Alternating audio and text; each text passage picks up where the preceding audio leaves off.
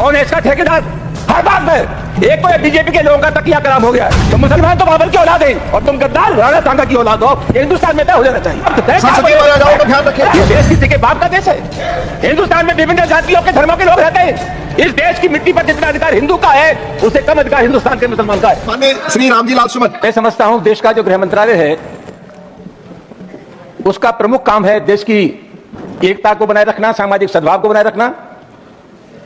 ये पूरा देश एक घर है और हिंदुस्तान के प्रधानमंत्री और गृह मंत्री का ये दायित्व है कि हिंदुस्तान में विभिन्न जाति और धर्मों के लोग रहते हैं, यहां सभी धर्मों में सामंजस्य हो, एक धर्म के मानने वाले दूसरे धर्म की इज्जत करें। लेकिन पिछली बार देखने में आया है कि जानबूझ करके हमारे देश में सामाजिक सद्भाव को बिगाड़ने की कोशिश की जा रही है। उपसभापति जी, मैं नहीं जानता, अभी होली का त्योहार था और मैंने कहीं नहीं पढ़ा कि किसी मुसलमान ने यह कहा हो कि हम सद्भावना बिगाड़ना चाहते हैं या होली के त्योहार में व्यवधान पैदा करना चाहते हैं।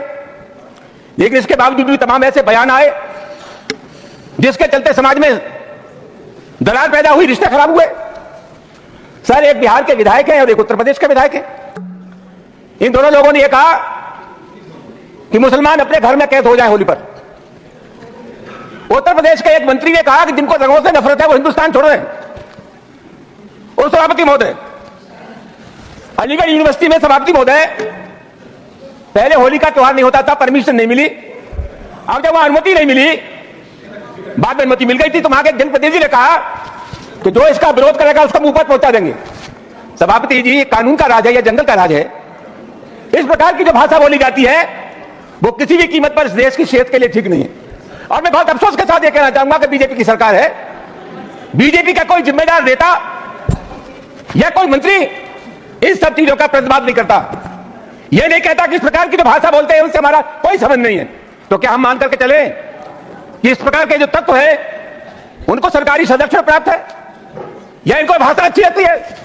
सभापति महोदय, बार बार कहा जाता है और अभी कहा गया कि जो लोग होली में के त्योहार पर होली नहीं खेलना चाहते और जैसा मैंने कहा जिनको रंग पसंद नहीं है वो हिंदुस्तान छोड़ दें। उस सभापति महोदय, मैं आपके मार्फत से जानना चाहूंगा, ये देश किसी के बाप का देश है।